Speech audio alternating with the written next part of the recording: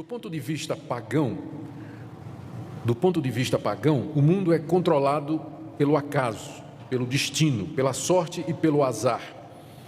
E a história se repete, ela caminha em círculos. Se você estudar a cosmovisão ou a visão de mundo das religiões orientais, por exemplo, ou da nova era, você vai perceber exatamente esse ponto, que para eles a história gira em círculos, os fatos se repetem, e por conta disso, uma pessoa não vive somente uma vez. E aqui vem teorias como a reencarnação, a transmigração da alma, que a alma se preserva e depois ela volta a esse mundo, ou na forma de outro ser humano, ou como uma árvore, ou como um animal. Essa ideia da eternidade da alma e da sua perpetuidade dentro da história, ou seja, ela nunca tem fim, nunca tem um ponto final, é característico dessas religiões. E nós encontramos isso, aparentemente, até dentro do cristianismo, porque, que eu não considero, mas o espiritismo se considera cristão e ele ensina exatamente isso. Que uma pessoa não morre só uma vez, mas muitas, porque ela morre e depois ela reencarna, e morre de novo e reencarna. A outra visão de mundo é de que há um Deus que tem um plano para a história. A história tem um começo, um meio e ela se encaminha para o fim. E nós estamos inseridos nessa história. Nós também tivemos um começo, temos uma existência e ela aponta para uma realidade final. E é nessa perspectiva que o cristianismo se insere e nos chama e nos alerta de que o tempo é agora e que o momento é aqui, que nós vivemos uma vez e que nós temos que usar essa vez da maneira correta, porque nós não teremos uma outra oportunidade.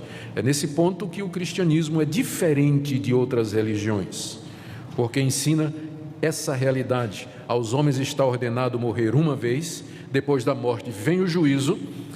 A redenção está num ato único feito por Jesus Cristo para nos salvar, e a história se encaminha para o seu fim com a vinda de Jesus Cristo, que vai aparecer uma segunda vez para aqueles que o aguardam para a salvação. Vejamos estes pontos, na expectativa de que nessa noite Deus nos ajude a entender o seu evangelho e a verdade mais claramente. O primeiro ponto está aí no verso 27, aos homens está ordenado morrer uma vez, só uma vez. Quem é que ordenou isso? Deus. Deus ordenou que os homens morressem. Deus ordenou que os homens morressem. Quando Deus criou o homem à sua imagem e semelhança, o colocou sob teste no jardim e o avisou: você pode comer de todas as árvores do jardim, mas dessa árvore do conhecimento do bem e do mal, você não vai comer, porque no dia em que você comer, você vai morrer. O homem desobedeceu a Deus e, como resultado, Deus disse: tu és pó e ao pó tornarás. A morte é o resultado da desobediência dos nossos pais e da nossa própria obediência. Nós fazemos parte de uma raça que está debaixo dessa ordenação de Deus. Todos nós, porque pecadores, filhos de pecadores, membros de uma raça pecadora, estamos debaixo do salário do pecado, que é a morte. Você vai morrer e eu vou morrer. É o Altíssimo que determinou isso. A morte põe fim à nossa existência nesse estado aqui, nesse mundo. É Deus que fez assim, como castigo para a nossa desobediência. A morte, ela vem, então, da parte de Deus. Nós nascemos, crescemos, existimos, nos desenvolvemos, mas começamos a morrer desde o primeiro dia em que fomos concebidos. É o que nos aguarda no fim da linha. E não há exceção. Você um dia vai enfrentar a morte, porque está determinado por Deus. Segunda coisa que esse texto nos ensina é que a morte é experimentada uma vez apenas. Aos homens está ordenado morrer uma vez, não duas. E se nos está ordenado morrer uma vez, isso significa que, uma vez mortos, outra realidade nos espera, que não o retorno a esse mundo, como algumas religiões ensinam e como algumas pessoas gostariam. A verdade bíblica é que a morte termina a nossa existência terrena no presente século e que não há um retorno a esse mundo depois dela, porque nós então morreríamos de novo, uma vez vivos. Então é uma vez só, você nasce uma vez e morre uma vez. Você tem essa vida só. Você não vai ter outra aqui nesse planeta, aqui nesse mundo, no estado em que ele se encontra. É uma oportunidade só. E nesse ponto, mais uma vez, eu digo, o cristianismo é diferente porque ele nos confronta com essa realidade, com a fragilidade da nossa vida, com a urgência que cerca os nossos dias e com a nossa responsabilidade diante de Deus. Religiões que ensinam que você morre e volta, melhorando, piorando, purgando seus pecados para ter outra oportunidade, elas têm o efeito, se levado às últimas consequências, de que as pessoas vão viver do jeito que quiserem, porque afinal elas vão morrer e vão voltar e vão passar por outras experiências e assim por diante. Mas o cristianismo diz, você só vive uma vez e vai morrer uma. Por isso a coisa mais importante da sua vida não é você ser próspero, rico, arrumar um casamento, ter um carro, uma casa, uma boa profissão, ser bonito, famoso. Não, a coisa mais importante da sua vida é se preparar para esse momento em que sua existência terrena haverá de cessar aqui. Porque o segundo ponto aqui que se segue a esse, e que é fundamental no cristianismo, é o que está aqui nesse verso, que vem em seguida, que diz que depois da morte vem o juízo. Eu sei que tem muita gente que gostaria que isso não fosse verdade, e por isso há tantas alternativas a isso ensinadas aí. Há pessoas que dizem que depois da morte acabou. Essa é a visão materialista, naturalista de mundo. Só há duas opções: ou a verdade última e fundamental é um Deus que criou todas as coisas, e que o mundo existe pelo seu querer e pela sua vontade, e nós nos relacionamos com ele, ou a realidade última e final é a matéria, que também é eterna, e nesse caso não existe um plano, não existe um propósito, o universo é um caos, ele não vai para lugar nenhum, não há intenção nenhuma, o universo é frio, indiferente para nós. Tem gente que segue o caminho do naturalismo e do materialismo ateísta, e vai querer dizer que a vida é aquilo que você vê, que nós somos apenas o resultado de processos químicos, que amor, alegria, pensamento, consciência é apenas resultado de interações químicas do nosso cérebro. O cérebro goteja pensamentos como o fígado goteja a bilis, já dizia um ateu. Tudo é químico, tudo é matéria. Isso é muito popular, tem muita gente que adoraria que fosse assim, porque isso significa que você pode viver do jeito que você quiser. Você vai viver sua vida tranquilamente. Você não gosta da sua mulher, troca por outra. Você quer alguma coisa, você pode ser desonesto. Você pode usar dos recursos que quiser para obter o que quiser, porque se não há um Deus, se não há uma realidade final, se não há um juízo, eu não tenho a quem prestar contas, e só tem uma razão de você existir, que é o hedonismo, a busca do prazer, que é o que caracteriza a nossa sociedade hoje. Qual é a razão das pessoas viverem? A busca do prazer. Querem se satisfazer, querem se realizar. Mas se você sabe que depois da morte vem o juízo, isso vai fazer diferença. Eu sei que também tem gente que diz, não estou dizendo que depois da morte acabou, mas a gente entra assim num sono, não é? A gente vai dormir até o final dos tempos. Eu não vejo a Bíblia ensinando isso, embora a Bíblia se refira à morte como às vezes o sono, mas é simplesmente por causa da semelhança que há entre uma pessoa morta e uma pessoa que está dormindo. E também porque para o crente a morte na verdade é um sono, porque não é o fim, ele vai acordar na glória. Mas a realidade bíblica é que depois da morte, cada um de nós vai enfrentar o juízo. O juízo vai ser executado por Deus. O que a Bíblia nos ensina é que quando uma pessoa morre, o seu corpo vai para a sepultura e a sua alma chega na presença do Criador. E ali então segue-se a um momento do juízo, de prestação de contas, em que você é confrontado com o autor da vida. E há apenas dois resultados desse confronto. Ou você é perdoado por Deus, justificado por Deus, reconhecido por Deus, e recebe dele a vida eterna e já entra na presença de Deus, no gozo e na alegria de Deus, que na Bíblia é chamado como paraíso ou céu. Ou então você será reprovado por ele, condenado por ele, pelos seus pecados, pelos seus atos de impureza, cometidos por pensamentos, palavras e obras, dos quais Deus tem pleno conhecimento de todos eles. e que serão trazidos diante de você, expostos como razão da sua condenação. E a partir da sua condenação, julgado, condenado, você já entra depois da morte no sofrimento eterno.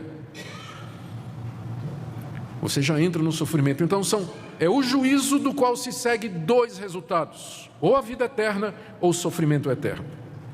Aos homens está ordenado morrer uma vez, e depois disso vem o juízo. Seremos todos julgados por Deus depois da morte, com dois resultados possíveis apenas. Veja como isso exclui purgatório. A Bíblia não tem lugar para purgatório. A ideia de que depois da morte, se você cometeu alguns pecados que são mais leves do que outros, você vai sofrer nesse lugar para purgar os seus pecados, para depois entrar para o céu. Não tem chance nenhuma depois da morte. Purgatório não é ensinado na Bíblia. Também a Bíblia não ensina que você vai ficar vagando, que sua alma vai ficar vagando, que você vai ficar vendo seus familiares, você vai poder de alguma forma se comunicar com ele através de médiuns, como diz o Espiritismo. Coisa nenhuma. Depois da morte você vai dar de cara com o Criador de todas as coisas, com o Altíssimo, Todo-Poderoso, diante de quem sua vida será exposta e a quem você há de prestar contas. E quem poderá escapar? Quem poderá escapar ao juízo de Deus? Um Deus que conhece o que eu penso, sabe o que eu falo e vê o que eu faço. Um Deus que me conhece no recôndito da minha casa, conhece os meus pensamentos mais secretos, as intenções e motivações do meu coração. Quem pode ficar em pé diante desse Deus? E aqui que entra a terceira verdade e que torna o cristianismo tão distinto das outras religiões. Diz aqui o verso 28. Assim também, da mesma forma que aos homens está ordenado morrer uma vez e depois disso segue-se o juízo, assim também Cristo, Jesus Cristo, tendo-se oferecido uma vez para sempre para tirar os pecados de muitos. Vamos parar aqui. Essa é a terceira verdade e que vem na sequência das outras duas. Depois da morte, nós morremos uma vez e depois da morte vem o juízo. Quem é que pode escapar do juízo de Deus? Ninguém. Nem vocês, nem eu. Não há ninguém aqui, nunca houve e não haverá, que cumpra a lei de Deus, a vontade de Deus, as determinações de Deus, de maneira tão absoluta e perfeita que Deus o aceite como justo com base nesse cumprimento. Todos nós quebramos a lei de Deus, todos os 10 mandamentos, do primeiro ao último, por pensamentos, palavras e por obras, nossa vida toda, toda a vida. Não há um justo, um sequer. Não há quem entenda, não há quem busque a Deus, pois todos pecaram e carecem da glória de Deus. Como enfrentar o juízo de Deus? A resposta é essa, que esse Deus que é juiz de todos os homens, na sua misericórdia, Ele enviou seu Filho Jesus Cristo, de acordo com o verso 28, que se ofereceu uma vez para sempre para tirar os pecados de muitos. Aqui você tem a diferença fundamental do cristianismo para as outras religiões. Nas outras religiões, o homem é o salvador de si mesmo. Pode pegar todas elas, pode comparar todas elas, religiões orientais, o hinduísmo, o islamismo, o budismo, todas elas vão lhe dizer a mesma coisa. As seitas cristãs vão todas elas dizer a mesma coisa. O homem é o salvador de si mesmo. Ou então, numa versão mais moderada, o homem coopera com Deus na sua própria salvação. Deus dá um passo e o homem tem que dar o outro. E cita até um versículo que diz, está escrito, faz por ti que eu te ajudarei. Eu não me lembro de ter lido isso na minha Bíblia, né? O bom filho Deus ajuda. Eu vi isso na traseira do caminhão, nunca vi na Bíblia não. Mas é essa a diferença. O homem é o seu salvador. Se ele seguir preceitos religiosos prescritos pelos gurus e sacerdotes dessas religiões, se ele se esforçar ao máximo para praticar a justiça, a verdade e o bem para com o próximo, se ele fugir de tudo aquilo que desagrada a divindade e conseguir se manter nessa posição, ao morrer, Deus vai pesar na balança as boas obras que ele fez contra as obras erradas, e se por acaso as obras boas que ele fez forem mais pesadas do que as obras más, então ele entrará no paraíso. De maneiras diferentes, é isso que essas religiões ensinam. que a salvação é alguma coisa de baixo para cima. É o homem que tem que agradar a Deus e fazer alguma coisa para merecer ser recebido por Deus. O cristianismo é completamente diferente. Ele já começa dizendo assim: você pode tentar, mas você não vai conseguir. Você está ordenado a morrer uma vez por causa dos seus pecados e depois disso você vai ser julgado. Não há um justo nenhum sequer. O cristianismo, como exposto na Bíblia, ele não nos passa uma falsa impressão a respeito de nós mesmos. Deus não tem o menor interesse em nos agradar, dizendo assim: vocês são todos bonzinhos. Deus olha para nós e nos vê pecadores da cabeça aos pés, cobertos de chagas, imundos, trapos de imundícia. Acabamos de ler na nossa liturgia, no profeta Isaías: as nossas obras, as melhores delas, são como trapos da imundícia. A expressão trapo de imundícia é uma tradução, é um eufemismo, é uma tradução que visa não chocar, mas eram os panos que eram usados pela mulher quando estava menstruada. Trapos de imundícia. É isso que são as nossas boas obras diante de Deus, diz o profeta. Por isso, no cristianismo, o movimento é diferente. Não é o homem subindo para Deus, mas é Deus vindo ao encontro do homem. Por isso o profeta pergunta: quem é Deus semelhante a ti? Quem é Deus semelhante a esse Deus que vem ao encontro de pecadores como nós? E ele veio na pessoa de Cristo. Foi por esse motivo que Jesus Cristo encarnou, nasceu, viveu. Foi por esse motivo que ele se deixou levar à cruz pela traição de Judas e sob o poder de Pôncio Pilatos. Porque, na verdade, aquilo que para os homens parecia a execução de um criminoso comum, era, na verdade, o ato redentor de Deus. Era Deus salvando pecadores. Era o Filho de Deus se oferecendo, como diz o texto, para tirar os pecados de muitos. De que maneira isso aconteceu? Na cruz do Calvário, Jesus Cristo recebeu a devida punição para os nossos pecados. Nos estertores mortais, na dor que ele sofreu, a ponto de dizer: Deus meu, por que me desamparaste? Até o momento em que ele morreu de fato e de verdade. Ele experimentou a morte de maneira real. Essa morte para a qual nós estamos ordenados, Cristo a experimentou. E ao fazer isso, ao tomar o nosso lugar na morte, Ele é o nosso Redentor. Note que o texto diz que Ele apareceu para tirar o pecado de muitos. Não é de todos, embora eu sei que tenha gente que diga isso. Mas Ele apareceu para tirar o pecado de muitos. Porque aos que não querem, aos que não vão crer, aos que não vão se arrepender, aos que vão acreditar que são bons o suficiente para merecer de Deus alguma coisa, aos que vão continuar na teimosia do seu caminho e no dia do juízo após a morte diante de Deus, eles serão confrontados pelos seus pecados e com o fato de que nunca fizeram coisa alguma para merecer de Deus clemência, misericórdia, compaixão. E o que lhes espera é o sofrimento eterno, sem fim, eras e eras de sofrimento, de dor, de trevas. A Bíblia descreve como sendo um lugar onde há choro e ranger de dentes, onde o verme nunca morre e o fogo nunca se apaga. Por isso que o cristianismo é tão urgente. Você morre uma vez só e você não sabe quando isso vai acontecer. Por isso o dia é agora, o momento é hoje. Porque você não vai viver outra vez, você não vai ter outra chance. A coisa mais importante da sua vida é você resolver o problema do pecado diante de Deus. Cristo apareceu uma única vez. Deus já realizou o ato fundamental da redenção. Já foi feito há 2000 anos atrás, quando Ele morreu na cruz pelos nossos pecados.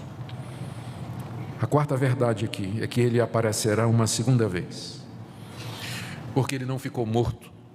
Ao terceiro dia, Jesus Cristo saiu da sepultura, testemunhado por pessoas que nos deram esses registros, que têm 2000 anos, 5000 cópias, por homens que morreram por dizer isso, que Ele não ficou preso à morte, mas Ele venceu a morte ao terceiro dia. Pessoas que andaram com Ele depois de 3 dias, que conversaram com Ele, que o tocaram, que conversaram com Ele, o ouviram, comeram com Ele, e que morreram por afirmar isso. Eles disseram: Jesus ressuscitou dos mortos e subiu aos céus, onde está agora, aguardando o momento de retornar. E ele virá uma segunda vez. Ele apareceu uma primeira vez, que foi a encarnação para tirar os nossos pecados, e aparecerá uma segunda vez, não mais para tirar pecados, porque isso ele já fez, mas para aqueles que o aguardam para a salvação.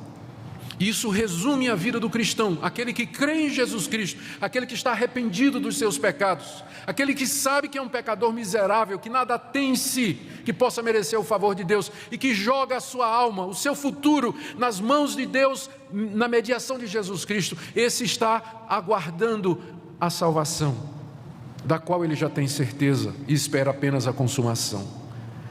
A Bíblia diz que a salvação completa se dará na vinda de Cristo, porque no presente momento nós já somos salvos. Pelo que Cristo fez, nós já podemos ter o perdão da culpa. Deus não nos considera mais culpados, de maneira que quando morrermos e estivermos no juízo, nós não enfrentaremos o julgamento de Deus ou a condenação dele, porque apareceremos diante dele como perdoados, porque Cristo pagou nossa culpa. Não há mais débito, porque Cristo o cumpriu plenamente. Mas Cristo apareceu para tirar não somente a culpa do pecado, mas também nos livrar do poder do pecado. E quem de fato crê em Jesus Cristo e tem nele o seu Salvador, recebe já aqui nesse mundo poder para vencer a natureza pecaminosa, vencer o pecado. Por isso, uma das formas de nós sabermos quem foi alcançado pelo perdão de Deus, esses muitos que estão aqui, lembra que não é todos, esses muitos para quem Cristo se manifestou para tirar os pecados, como é que eu sei que eu sou um destes muitos? A resposta é: Cristo está tirando o poder do pecado da sua vida? Ou você continua vivendo no pecado como sempre viveu? Mas eu sei que Cristo morreu por mim e que perdoou os meus pecados, porque eu vejo no dia a dia que eu odeio o pecado, eu não quero pecar, eu quero viver para Deus, e que quando eu peco é uma tragédia. Eu peço a Deus que me perdoe, que me levante, porque eu quero continuar e aprender a viver de maneira santa. Se essa é a sua experiência, você está entre os muitos. Agora, se você frequenta uma igreja, diz que é cristão, mas a obra de Cristo não tem nenhum efeito prático na sua vida, você continua nos velhos pecados de sempre, não há mudança, continua com ódio no coração, ressentimento, não consegue falar com aquela pessoa, continua sendo desonesto, vendo pornografia, impuro, traindo a sua mulher, qual a esperança que você tem, qual a evidência que você tem de que você está entre esses muitos de quem Cristo tirou os pecados? Você não tem evidência nenhuma. O que existe é muita gente que pensa que é crente, que pensa que está salvo. Mas lembra que a salvação consiste nisso, que Cristo apareceu para tirar o pecado, e não somente a culpa, mas o poder do pecado em nossa vida. E finalmente, quando Ele vier em glória, Ele vai tirar a presença do pecado do nosso coração, vai transformar o nosso corpo de sofrimento no corpo glorioso igual ao dele, pela ressurreição dos mortos ou pela transfiguração, pela transformação, quando Ele vier, dos que estiverem vivos. E aí a salvação estará completa. Como está você nessa noite? O que é que você pensa de tudo isso?